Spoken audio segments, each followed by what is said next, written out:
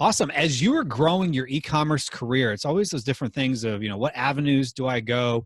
Um, how long should you be in it? So I think it's always good to speak to people who are veterans in e-commerce and been doing it, longer than myself or longer than whomever. And I'm super excited to have somebody I've been listening to for quite some time.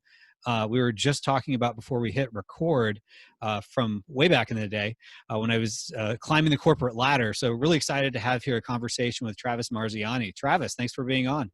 Thanks for having me on. Yeah, this is exciting. This is exciting. So we've been kind of corresponding back and forth for a little while. So glad that this conversation here is materializing. So just to kind of give everybody a little bit about your background, how did you get into e-commerce and entrepreneurship? Yeah, so for me, it started back when I had a corporate job. Same idea.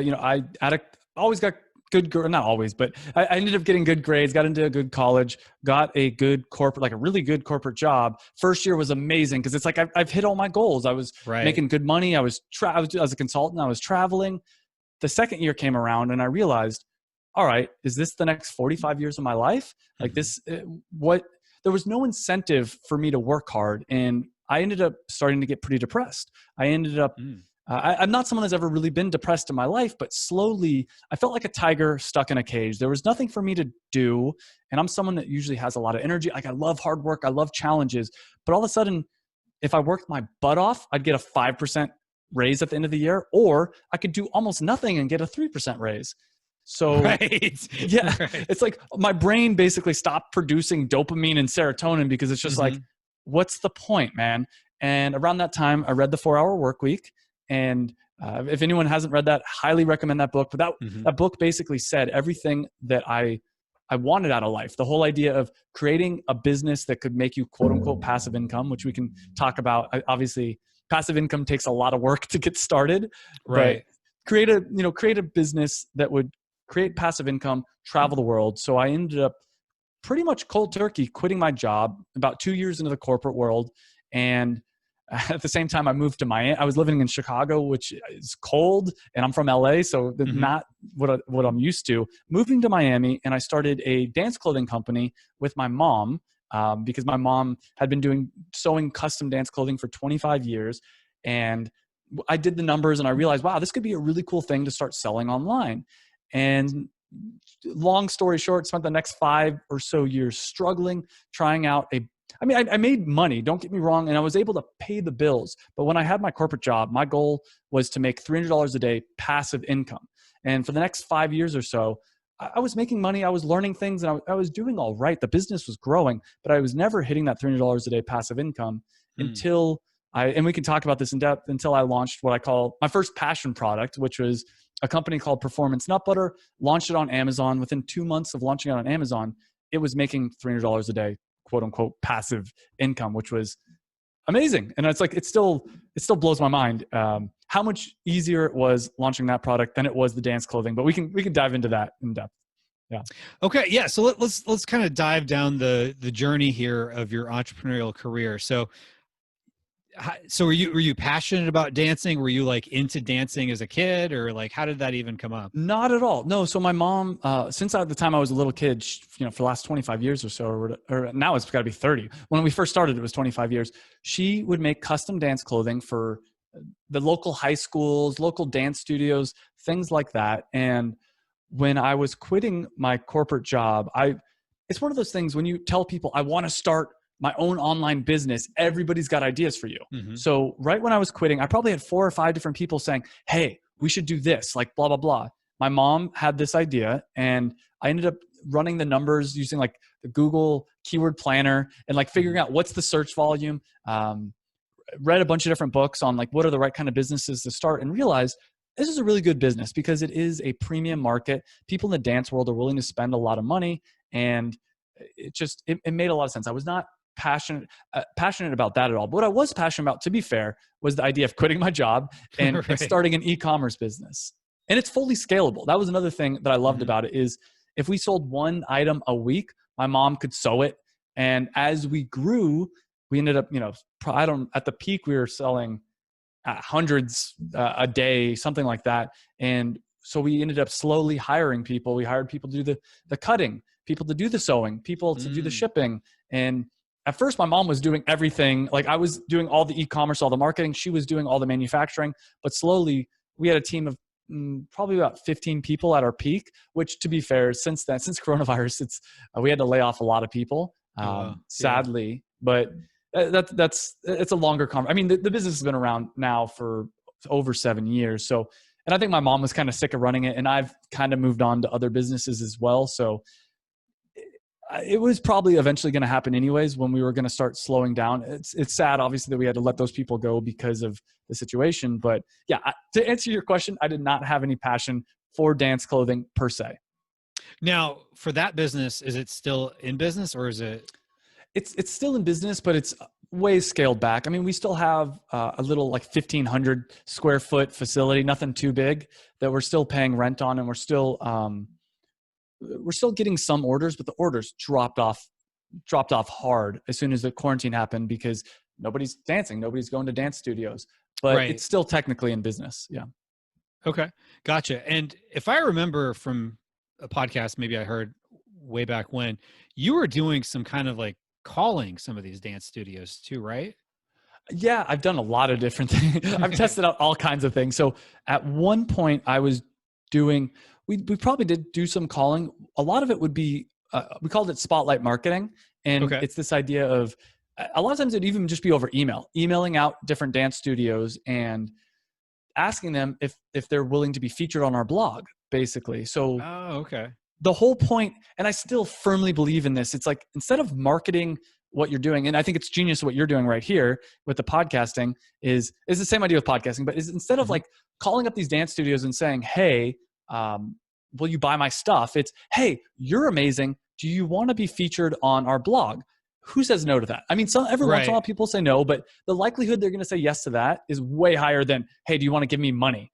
And so once they, once they've done that, what do? Well, if you've been featured in some kind of a blog, especially for a lot of these people, they're not the most internet savvy. If they're a dance studio owner, you're going to email out everybody like, oh my God, we were featured in the Danceware blog.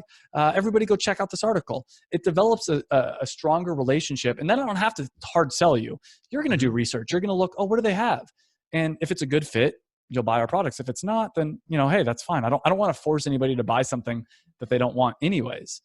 So that was the spotlight marketing. I still use variations of that. Now I've kind of adapted it to, with Performance Nut Butter, have a podcast, and we'll interview influencers on the podcast. And then after the podcast, be like, hey, can I send you a free box? Who says no to a free product after an hour-long conversation? It's pretty rare. But on the flip side, if I were to send them a cold email, hey, can I send you a free product? They're probably going to ignore, they get reached out to so often. So it's flipping the script. And instead of thinking about what I want, it's like, what do they want? And like you've done this right now, what does Travis want? Travis wants to go spread his message to as many people as possible.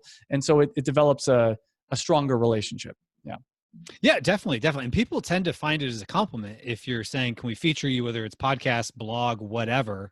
And Absolutely. So I'm sure you were going back to them and saying, hey, if you need any dance stuff, contact us. And if they're a studio owner and they've got hundreds of kids, now all of a sudden you could be getting hundreds of orders. And we did. And we definitely did. There was times that a lot of our early clients came from that, because they're like, oh, wow, it's amazing. Because our unique selling proposition was 200 plus colors. And it's something that a lot of dance studios needed. They needed those, olive. They needed hot pink. They don't want pink. They want hot pink. And they couldn't get it in a lot of other places. So we did have something, though our most popular colors were still black, white, red, like the very basics, funny enough. Right. Yeah. That's interesting. So that was less than passive, it sounds like. If your goal was passive income, you transitioned away from the man, so to speak. Right. It was more passive than what I was doing for sure. And there was a lot of systems that I put in place, because a lot of my sales, in all honesty, were Google ads and product listing ads, which is passive. Now, my mom was in charge of the manufacturing side of things, so her job was not passive at all. And I, that didn't make me feel great always, because, here I am. But to be fair, I would spend a few months really hardcore trying to grow it. And she'd be like, you need to stop, because that business, if we quadrupled that business over a month, that means we need to hire at least 2, 3, 4 times as many employees. Right. Maybe we need to get into a bigger facility. So here I am at the time, early mid 20s, and I'm like gung ho, like let's blow this business up. And my mom's whatever, I don't know, she was probably in her 40s, 50s, and she's like, let's slow down a little bit. So it wasn't, it was and it wasn't passive in a lot of ways. Not nearly as passive as Performance Nut Butter has been, for sure. But it was a step closer because I could work really hard for a few months and then take a few months off if I wanted to, especially once and same thing with emailing the dance studios. I just hired a virtual assistant. I completely systematized everything. I didn't need to be there to do that anymore. Gotcha. Now, were you creating the content around the highlights, or was like you have a virtual assistant to do it? Virtual assistant do everything. That's awesome. It got to the point, I'm a huge fan of systematizing, automating. And it got to the point where, at first it was all me, but then I realized I don't need to be the one doing this. Like I can have someone else doing it. So yeah, it was completely other VAs and everything systematizing that. Gotcha. So, well, let's dive down a little bit, fast forwarding, I guess would be the word, to your newest project. Yeah, let's talk a little about that. Yeah, so Performance Nut Butter, basically, the way I describe Performance Nut Butter is all the mistakes I made with B Dancewear, I decided to fix with Performance Nut Butter. So with B Dancewear, we had 88,000 combinations, 88,000 SKUs technically. And the way we did things, everything was made to order. So someone would say, I want a small, hot pink pair of booty shorts. And we're like, okay. So we kept inventory of the fabric, and we'd have our employees make it to order, basically. Right. So, okay, that's the first mistake is I don't want 88,000 SKUs. I want one SKU. The next mistake was I don't want to be a manufacturer. I want to completely hire a manufacturer, outsource everything, because the dance clothing business, we were running at least two different businesses. We were running the e-commerce website and we were running the manufacturing process. And the manufacturing process to me was a pain. It wasn't it could have been scalable, I guess, but it's not my specialty. And my mom, the co-owner, she was good at making dance clothing, but she wasn't good at, she's great at it, don't get me wrong, but like managing people, running a manufacturing company is totally different than making a few hundred dance clothing costumes. So that was the next thing.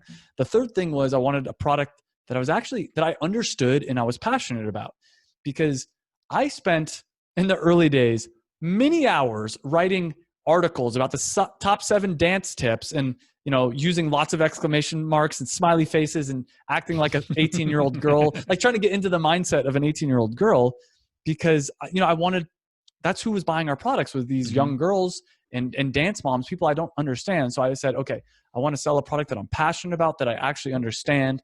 There's probably more things I'm forgetting about. I wanted to understand the margins very easily too.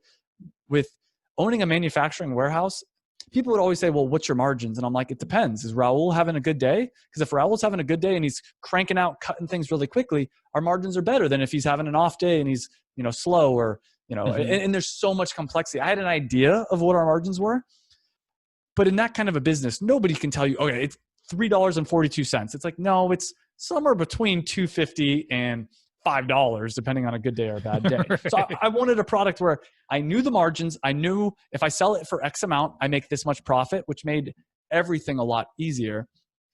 And I could go into depth about this, but basically this is which I've since coined the passion product formula, which is creating a product from scratch. It's come up with an idea, create a brand around it, create a tribe around your brand. And we can dive into that in depth. I think that's really important, is you want to create a following, almost like a cult following for your product as much as you can. The next step for me is launching a Kickstarter, which to me validates, like every step of the passion product formula is to validate your idea. Make sure that other people will actually give you money for it. The Kickstarter is like the main one where it's like, because a lot of people told me my idea was a good idea. And I'm like, cool, $20. Is it still a good idea? Like, are you willing to spend $20 for it? And with the Kickstarter, people said yes. Then from there, manufacturing, obviously, and the final step is launching on final step's launching on Amazon. Then a bonus step, I guess, would be launching a Shopify too. I think Shopify, there's a lot of opportunity with scaling on Shopify, don't get me wrong, but if your goal is to make passive income the easiest way possible, I think that Amazon makes it so much easier. I put equal amount of effort into my Amazon business and my Shopify part of my business, and I'm making 20 to 40 times as much off Amazon than I am Shopify. So that's more or less how I started the company. Well, there's just something about like, we all dream of like not being so dependent on Amazon, but truly they're bringing us people. Like they have all these Prime members that are just used to, they go on their phone, they press a button and it just arrives at their door the next day or sometimes within hours. Yeah. So it's just what they're used to. So there's fewer hurdles of trust you have to get over for someone to pull out their wallet and make a sale on Amazon, which makes it much simpler. Yeah. Yeah. So, all right. So let's talk a little bit about, okay, how did you decide this was the right product? This was your passion, so to speak. Yeah. I mean, basically I saw, there's two things. There's the business side of it. I saw a hole in the market. There was no premium nut butter at the time. There was no nut butter geared towards athletes, geared towards adults, really. All the nut butter that was out there was geared towards kids. And it wasn't, there was nothing premium, first off. Second, it's a consumable product, which is really nice because I knew, and I've been in the business long enough to realize if you can get a customer, the cost to acquire a customer is the most expensive thing. Once they know your product and they like it, just get them to keep buying, get them on some kind of a repeat, what's it called? Like a recharge type thing. And then, I mean, I have a ton of ideas, but it ultimately came down to, I created an Instagram for the idea, letting people know that I'm going to be launching this product. And I started getting a little bit of, nothing crazy, a little bit of a following. I started getting people signing up for an email newsletter list, basically saying, I'm going to give you some updates on when this product's coming out. And then from there, I started contacting people. I started a Facebook launch group, which I don't care if you're selling on Amazon, if you're going to do a Kickstarter, what you're doing, start a Facebook launch group before you launch your product. I'll go into details about that if you want. Sure.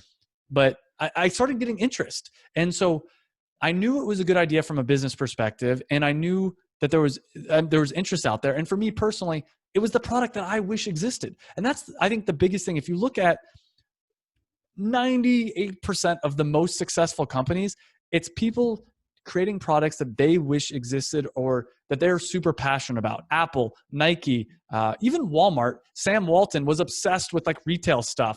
Amazon, Jeff Bezos was obsessed with it. Like, it's not the people, in my opinion, there's counterexamples, don't get me wrong, but the people that get really successful, they're passionate about, super obsessed with their business. The exceptions could be like the oil tycoons, which do you really want? I mean, I don't want to be that person. I don't want to be the person that's like a billionaire, but still unhappy. When I think of someone that isn't passionate about what they're doing, but rich, I think of someone miserable personally. I'm sure there's some counterexamples out there, but Richard Branson, even his famous story was he, with Virgin Airlines is, I don't know if you've heard this, but basically, he was trying to get a flight and the flight was canceled and everybody at the terminal, was pissed off. And he's like, you know what? I'm going to rent a private plane and we're going to fly to wherever we're going. And so that's how he tested his business idea. So, and then from there, he realized British Airways sucked and he could do it so much better. And this is the airline he wished existed. It's like,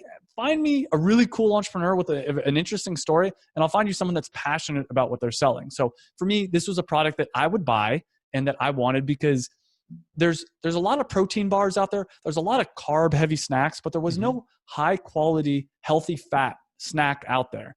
And I'm like, I'll be the first one to make that then. Let's do it. And there's other nut butters that existed, but it was all, less expensive. There wasn't a premium. That's another thing I should point out is I don't think you want to be the cheapest person in the market. In fact, you don't want to be the cheapest. You want to be the most expensive. You want to be the best and the most expensive. That's where the margins are. So that's my rant on how I figured that one out. Yeah. No, that's good. And what's interesting there is I can hear it in your voice, the difference when you're talking about the performance nut butter than when you're talking about the dance thing. Like the dance thing was almost kind of like a means to an end in a way of like getting you out of the corporate world and, trying the entrepreneurship. And then you went into performance nut butter. And as I understood it, there was kind of like three pillars of getting launched. You had the Instagram following you developed, reaching out to other people, the relationship piece there, and then the group, which I guess also would be relationships, but it's more relationships with potential people buying as opposed to influencers. So can we dive into those three there, or am I missing a pillar? I'll add in, email list too, but it's all related. Yeah, there's the email list. Instagram, email list, the Facebook launch group. Another thing I did, I don't know if I mentioned this. I had a podcast at the time that was called How to Do Your 20s. And it was all about like self-improvement in your 20s. Uh-huh. Nothing related to, and it wasn't huge. It was, I think at its peak, it got like 1,000 listens per episode. And so what I ended up doing was reaching out to a bunch of influencers using the spotlight marketing technique. Mm-hmm. And before the product ever came out, reaching out to these influencers, I got some big names on there too, and saying, hey, I've got this product coming out. Can I send you a free sample? Can you give me some feedback? And 90% of them said yes. And one of them in particular, Dominic D'Agostino, who's big in the keto space. Okay. Tim Ferriss is a big fan of him. He sent out one tweet that made me like $1,000 on the Kickstarter. And it was purely just having him on the podcast. So that's another pillar. I mean, the third pillar I'll just kind of mention is I'm a big fan of the book launch, and I'm a big fan of this idea of building up.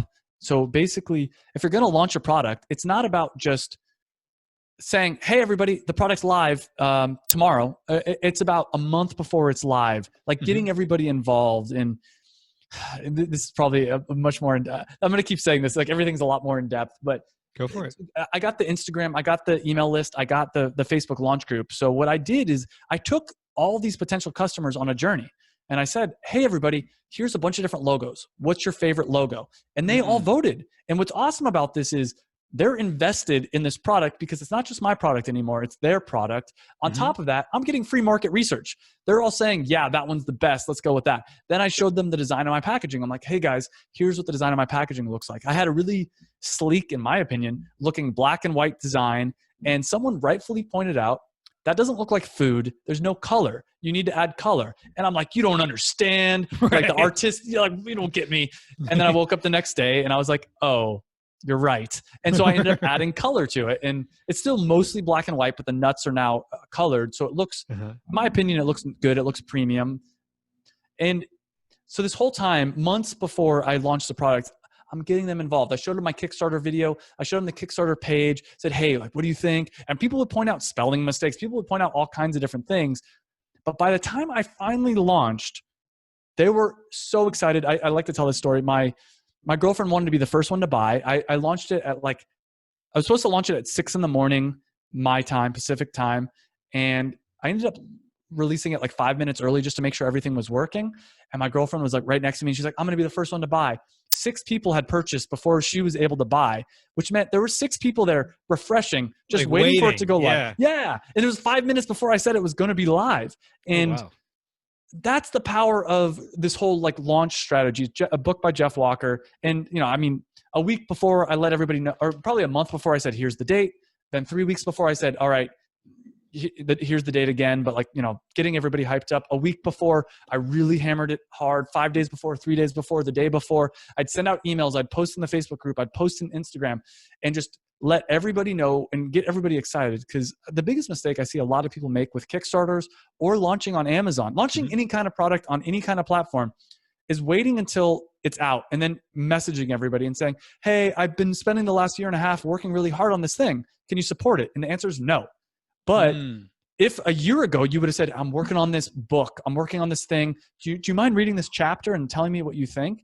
And then 6 months later say, thanks so much, here's the cover, what do you think? And then thanks so much. By the time you finally release your book or release your product or whatever it is, I'm going to be pumped for you. I'm going to give you money just because I'm proud of you.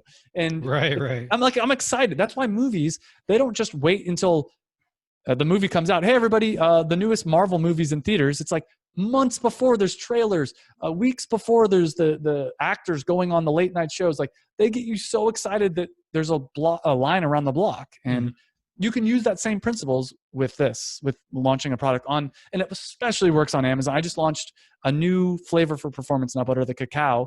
And so it's cacao performance nut butter. I did the same strategy. I got 30 reviews within the first 2 weeks. I got, a few hundred purchases within the first week. And then I got 30 reviews because these were people that are my fans. They're fans of, not my fans personally, but they're fans of the product. Right. Yeah. And so those are the people that are going to leave reviews, the people that have seen me. And if you join my Facebook launch group, it's Performance Nut Butter Launch Group, and you'll see my struggles, because I've been sharing I've been trying to work on this product for like a year and a half. And I talk about in there, hey, everybody, the launch date's going to be January. And then I come out on January and I say, nope, I'm sorry. There's been a delay. It's not going to be until March. And then in March, I'm like, I'm so sorry, but this is what's happening. There's all these delays and blah, blah, blah. And so by the time it finally launched, people are like, thank God, like, congrats. Right. And they feel for me because I'm not just a giant company. They realize, wow, this is Travis that's working hard on this, and nothing's going the way he wants. Mm-hmm. He's a real person, and people like to buy from people. People like to buy from people, period. But people like to buy from people that they know, like, and trust, not giant corporate. No one wants to buy from a giant corporation. They want to buy from someone they have an emotional connection with, or something they have an emotional connection with, which corporations can replicate, but that's a conversation for another time.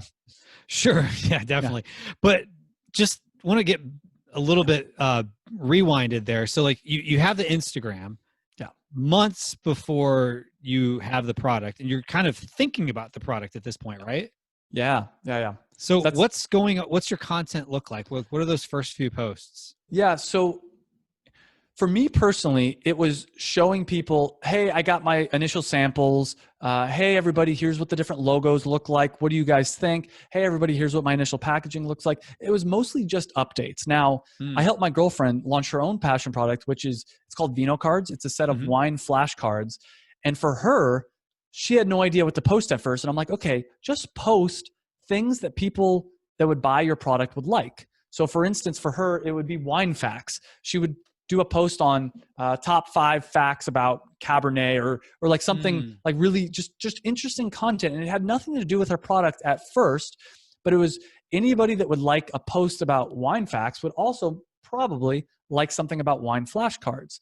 And so that was a buffer for her. And then she slowly would say, hey, here's initial 1.0 design. And I made the first design of Vino Cards and it was terrible, almost on purpose, because I just wanted to get something quick and dirty, and people, did not react nicely to it. They're very blunt, and they said, hey, this is what's bad about it. But then the good thing about that is you see the evolution. You're like, oh, that was bad. This is better. And so it's the Instagram for me is all about creating that story and creating interest. Yeah. Yeah. And what's interesting there is it's not even necessarily the people that are commenting, but it's the people watching sometimes too. Like they're Absolutely. Watching the journey, and even if they've never commented, never liked, whatever, they're still silently watching. And so the things you're posting, and even your replies to the people saying, well, that's wrong, or you should change this, your reply isn't just speaking to them, it's speaking to all those other people.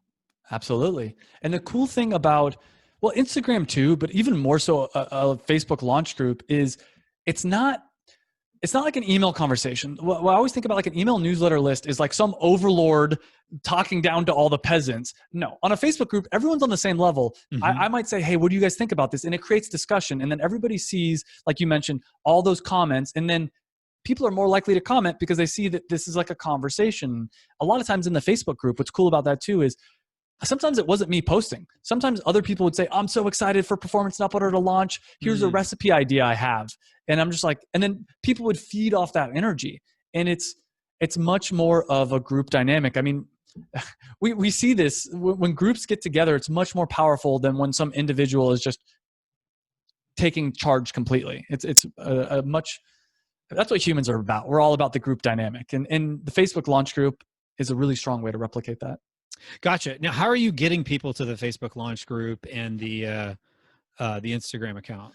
So the Instagram account, I did a lot of the follow, like, comment on other people's stuff. Sure. At the time, I was able to automate it. Since then, a lot of the tools to automate things like that have been banned. And I've since replaced it with just hiring a virtual assistant.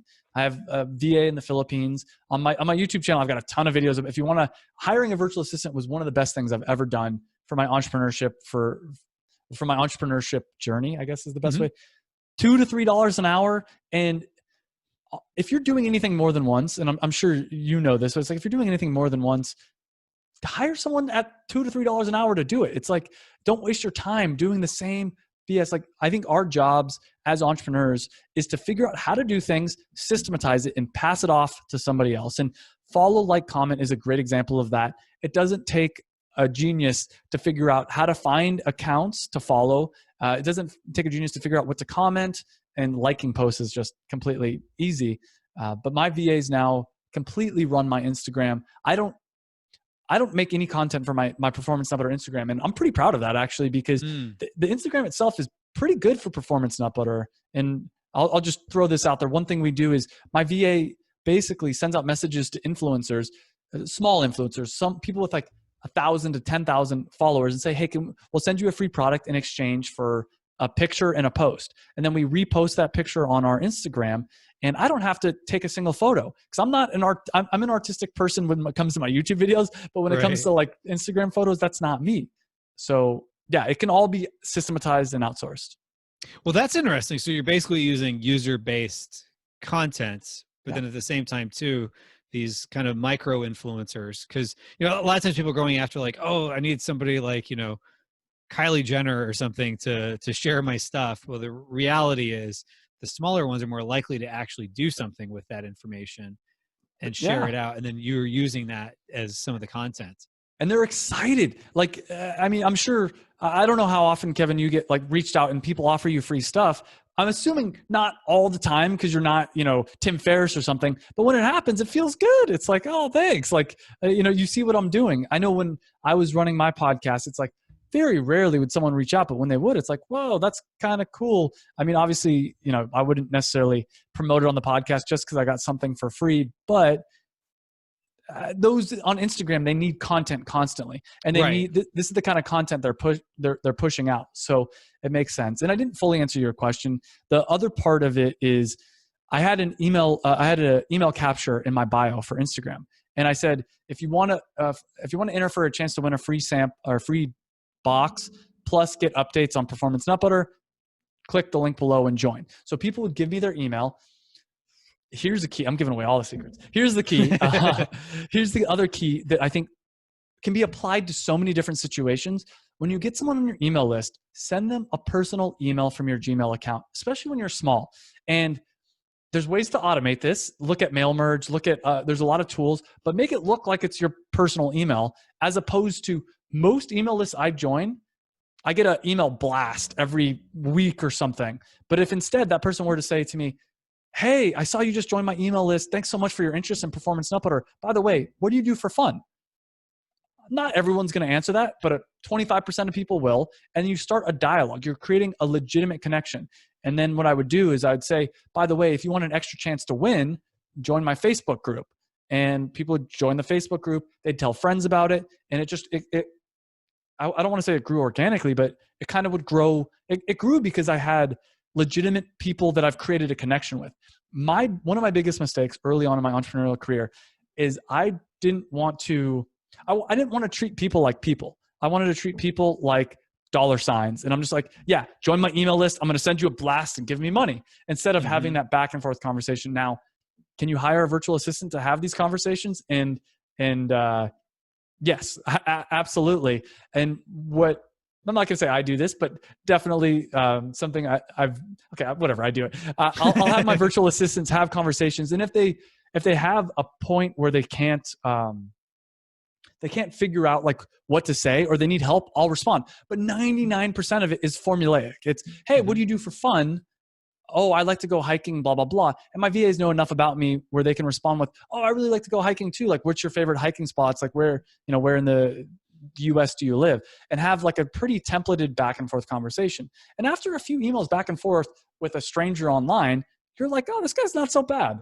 So, and I think this can be applied to almost any kind of email list. Kevin, if you've got an email list for your podcast, 100%, maybe you're already doing this, but send an automatic email anytime someone joins, just saying, hey, this is Kevin from the podcast. Thanks so much. And the first message is automated. But then after that, it might be fun. Like, it's fun for me. Sometimes I'll go in and I'll respond to those emails, and it's cool to hear from actual people. And then at first I did it all myself, but eventually I realized, okay, there's kind of a pattern here, and it's kind of same things. Let's systematize and outsource. But anyways, that's how I did it.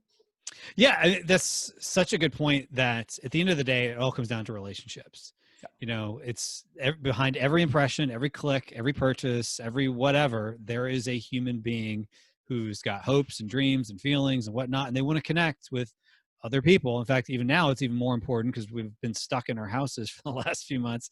Yeah. So sometimes instead of other people that, we work with, we're having to connect with brands and stuff like that. So if you can be that connection for them, that's so powerful.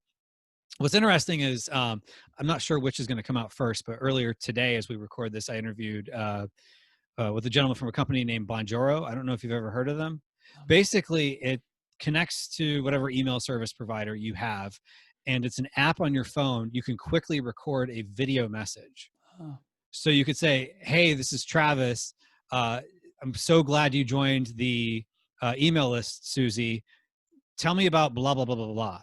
And Okay. you could have like a video that you just sent them, which is pretty cool. Because actually, there was one time when you and I were going back and forth, I thought it was pretty cool. You sent me a Loom message. Yeah. Yeah. And so, like, whether you use Bonjoro or Loom or something, like, it doesn't have to be long, it doesn't have to be complicated.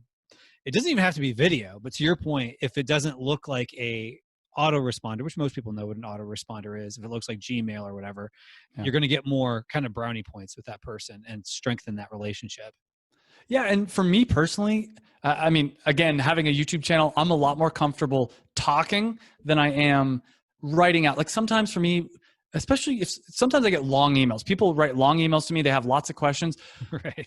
I'm like, I don't want to type because I'm fine at grammar. I'm fine at spelling, especially with spell check. That helps. But it's so much easier for me just to talk. And if I make a mistake, I'm like, no, I didn't mean that. I meant this other thing. And it looks, I think it's a lot more personal. It looks like, oh, this person actually cares, and it's a cool experience. So yeah, Loom and yeah, the Bonjour. I forget how you pronounce it, but that app sounds interesting too. Yeah, definitely you should check out Bonjoro, Bonjoro. But anyway, so let's talk a little bit now that you've got this list of people that are all excited. They're kind of vested in the process. You've gotten some influencers to kind of join you on this journey. What was your launch strategy like when it came down to actually sending it into FBA and now having an active listing? Yeah, I mean, honestly, so here's the thing. I didn't do PPC. I didn't do any giveaways. I didn't do any of that. I have a video, if you search on my YouTube channel, I probably released a few weeks ago, where I go completely in depth on like step-by-step my launch strategy. But most of it is kind of what we talked about with the launch method, basically giving people updates every few months, like letting them know, or once a month or so, letting people know what's going on. And 90% of that was 90% of my launch strategy, if not more, was that. Sure, I did the keyword research. I made sure that my product listing was good. I did all that. I didn't do Amazon PPC. Honestly, I wanted to test what it was like not to do it. Another mistake I made, well, a calculated mistake I made, was instead of adding performance nut butter cacao as what do you call it? Like a sub, like a variant of the original. Mm-hmm. I ended up just launching it as its own standalone, which was a mistake in terms of sales numbers, but I kind of wanted to test out the whole process again, pretending like it was, even though it's not a brand new product, pretending like it's a brand new product, because I do have the Passion Product Formula course, and I teach people how to create products they're passionate about and launch them. And I want to make sure everything I'm teaching is still working. And it turned out well, luckily, but I was like a little bit nervous of I would have made more sales if I would have launched it as a variant. But instead I'm like, let's just try this out. Like treat it as if I'm a new seller, even though I still have some advantages. But honestly, 99% of it came down to the launch strategy, sending out emails, posting on Instagram. I utilized my YouTube channel too, which is another important point. I think wherever anybody's at in their entrepreneurial journey, creating, like you've done, Kevin, like creating a podcast or creating some other platform, I think YouTube's the most powerful one right now, is so powerful, because I had a lot of people that watch my YouTube channel buy cacao. They're not my target demographic, but they're just like, man, we've been seeing you struggle with this for a freaking year. Congrats. Like, we're going to leave a review. And that's powerful. And I even noticed, for instance, I have my dance clothing email list. I sent out an email to those people saying, hey. Oh, nice. Taking advantage of everything. Yeah. Yeah. And that's, I think, my biggest piece of advice is, if you're launching something, do everything you can. I sent personal emails out. I sent DMs out. I sent Facebook messages out. Anywhere and everywhere I could reach out to people. Obviously, I tried to focus on people that I thought were likely to buy the product. I sent out messages everywhere, letting people know this product is live. Most of it was the lead up, like letting, people would see but I had so many friends in the last few weeks basically come up to me like, oh, I heard that you launched cacao. And I'm like, it's funny because I didn't tell them that. They saw it on Facebook. They saw it on whatever. And it's crazy to me because I don't use a lot of, I don't consume a lot of social media, so I don't ever know what's going on in my friend's life unless they tell me, but they know what's going on in my life a lot of times. So it's a weird feeling when so many people know about this. So that's my launch strategy. I'm happy to dive in, but it's pretty simple, I guess, compared to maybe a lot of people's. So basically it's do the things early that don't scale, if I'm understanding it correctly, is a good way to say it. Yeah, do the things early that don't scale, and those are going to be your avid fans. Those are going to be the ones that leave you the 5-star review. And I think a big part of it too is, as I mentioned before, is not seeing people as just dollar signs, which has been a hard, trying to actually give value. And part of giving value is creating a story that people can get behind. People like to buy feelings. That's what we're all buying. Nobody needs my nut butter. It's a lot cheaper for them to go buy a jar of peanut butter or whatever. But the feeling they get when they consume it is something of, I'm supporting this person. It's a premium experience. I feel better about myself and my body, like all these different things. That's what we buy. The reason we spend double the price for a pair of Nike shoes is because that feeling that we get when we have a Nike shoes on versus, New Balance or whatever. Right. Yeah, no, that all makes sense. So at the end of the day, it's all about relationships. Even though we talk about passive income here, it's not truly passive in the beginning. Like, you still have to plant the seeds, you still have to fertilize it, you still have to water it, you still have to kind of get it going, but then eventually it kind of takes on a life of its own. Yeah, exactly. And I'd say after I launched my product, as I mentioned, within 2 months, I was doing $300 a day passive income. And I left it alone. I left it alone for so long, which is a conversation. I spent a lot of time focusing on my YouTube channel, honestly. And the reason was because, well, there's a lot of reasons. One was cash flow. There was no reason for me to really put the pedal to the metal because I only had so much cash flow. But another reason was my goal since when I wanted to quit my corporate job was to make $300 a day passive income. I was doing that. And I thought it would be silly to go, okay, well, now I want to make $500 a day. Now I want to make $1,000, which is what a lot of people do. And I had a really good friend that did that. And I saw him doing that. So I'm like, okay, I'm making as much money as I want passively, quote unquote. I mean, don't get me wrong. I still have to send emails out. I'd have to send out emails to my manufacturer. There was like small things I would do, but I was working on it max, a few hours a week at one point. And the funny thing was, for a while, my business was even increasing in sales because I think the demand for products like mine were increasing. To be fair, since coronavirus, sales have dropped off a little bit. They're at half of, I'm probably making closer to the $150, $200 a day passive income, which ain't bad considering how little work in the last 2.5 years I've put into this company. I'm pretty happy with that, but I've put so much more of my attention onto YouTube and trying to make quality content. I'm sure you asked a question and I went off on a tangent there, but yeah. No, that was good. We're talking about kind of like, doing the things early on that don't scale, planting the seeds and things like that nature. So that all made sense there. So what other advice would you have for folks that, they're looking to grow their brand, they're maybe looking to change their brand into something they're more passionate about, or just in general, something they've picked up and said, yeah, I want to do something a little different? That's a tough one. I mean, I think if you're at that point, well, okay, so I'll give some actionable advice and then maybe some more less actionable, like more theoretical. Actionable advice is, if you don't have an idea, well, you need to come up with an idea. How do you do that? I would say start writing down one idea a day. Don't judge the idea. It doesn't matter if it's a good idea or a bad idea. Just before you go to bed, you must write down one idea. And it could be, if you're exhausted, look around your room and you're like, I don't know, self-washing socks. Not really an actionable, or like socks that whatever, something goofy. Right. Getting in the habit of every day writing down that one idea. I'm sure I've got a video going in depth about how to come up with ideas. Some other things might be looking at everything you interact with for a week, writing down every single thing that you interact with and every single activity you do for a week, and then asking yourself, what would make this activity or this thing better? It's basically, the whole point is to get your mind into looking at how to improve everything around you.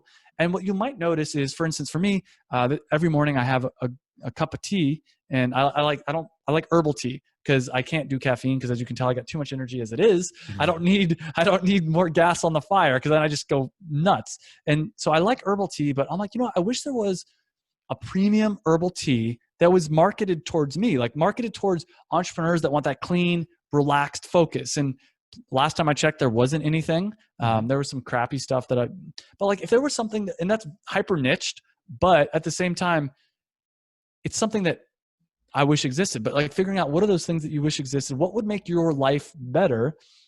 And it doesn't have to be something that you're overly passionate about. Like I didn't have a diet. What's it called? Like I wasn't like a dietitian. I wasn't like whatever. I was just something that I wish existed in the world, and I wanted to create it.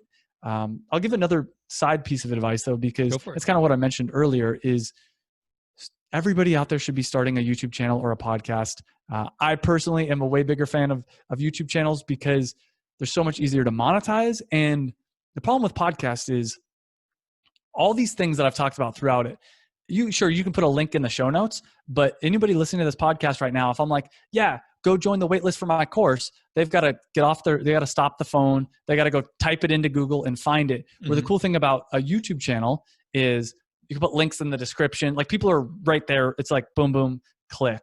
So for everybody out there, and this may only apply to a small handful of people, start a freaking YouTube channel. And if you don't feel comfortable doing that, do a podcast. And if you don't feel comfortable doing that, welcome to 2020. It's time to like, it's time to start getting your voice. It doesn't matter what stage you're at. I mean, I think it's great if you're just starting out, and I'm sure I don't know, I'd love to hear your thoughts on this. If you're just starting out, people want to watch the journey. And if you're more experienced, people want to learn from you. And yeah, so that's my rants for that moment.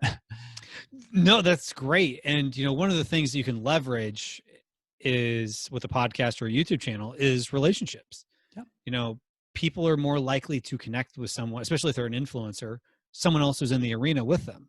100%. So, if you're more in the arena, and whether it's, you want to sell performance nut butter and you want influencers, well, they're going to be more likely to work with you as opposed to if you just say, hey, support my thing. But if you're like, hey, I want to spotlight you in your dance studio or whatever the case is, if you're giving someone else a platform, it usually gets you more results. And so I definitely agree with you there.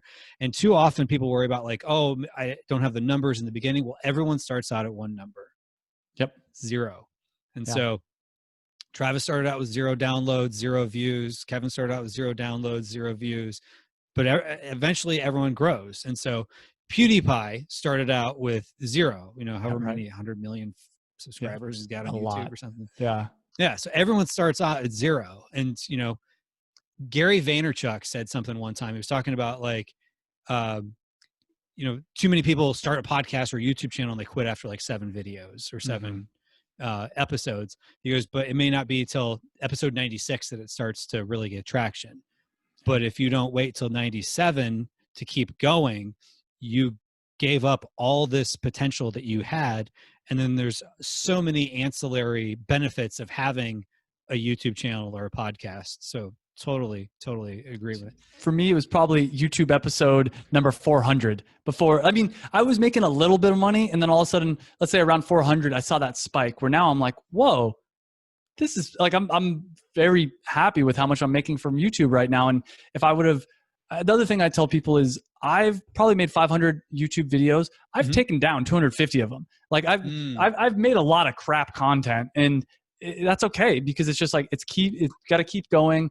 And obviously there's a little bit of luck, like finding something that you want to talk about and all that kind of stuff. But it's like, you just keep going and you figuring it out. When I first launched the YouTube channel, it was general e-commerce. And then since then I've completely niched down to passion products on Amazon, which nobody's talking about. And when I say passion products, it's also, nobody's talking about like creating your own product. Everybody's talking about private label, wholesale, or retail arbitrage. And whenever possible, try to create your own category. So mine's create your own product that you're passionate about.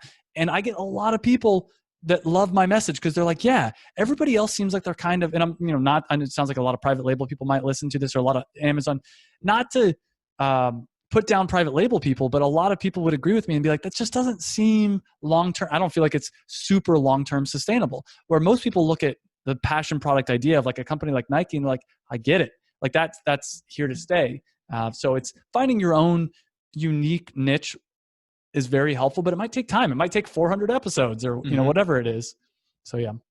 Well, that's awesome. I love the fact that you said that it took 400 episodes. You've taken some down, because at the end of the day, if you're not happy with something, you can always take it down. Like, you don't have to keep it, or you don't have to publish it. Now, the caveat I would say to people, especially when they're starting out, is better just to hit publish and start getting feedback from people than try to make everything perfect. Like, I was just talking to somebody who was a local business owner where I live, actually just the other day. And she was saying, like, oh yeah, we wanted to do more YouTube, but it's like $3,000 a minute for production. I'm like, no, it's not.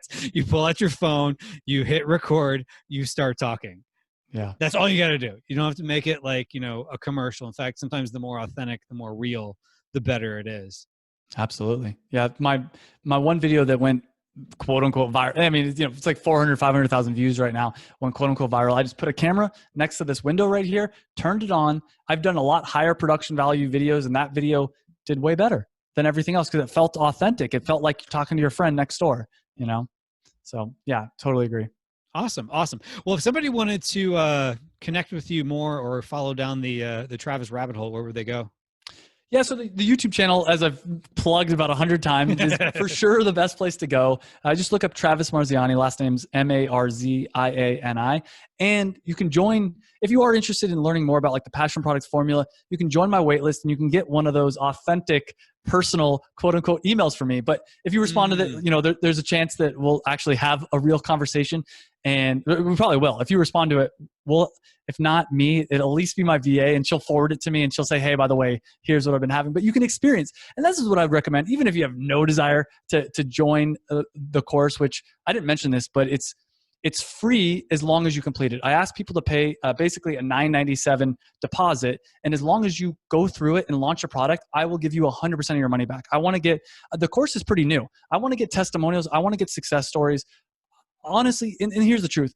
A lot of people join courses and they don't complete them. So this is my way of saying, and I would help everybody out for free if I knew that they were going to actually go through and complete it. Because I've had a lot of people ask for my help, and I've given a lot of help for free. And then a month or a week, actually one day before they were about to launch it, they said, you know what, never mind.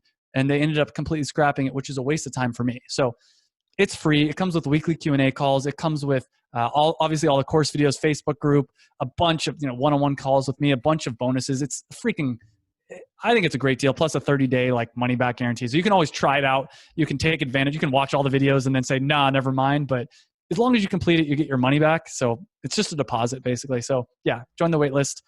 Check that out for sure. That's interesting. I've never heard anyone say you get your money back if you complete it.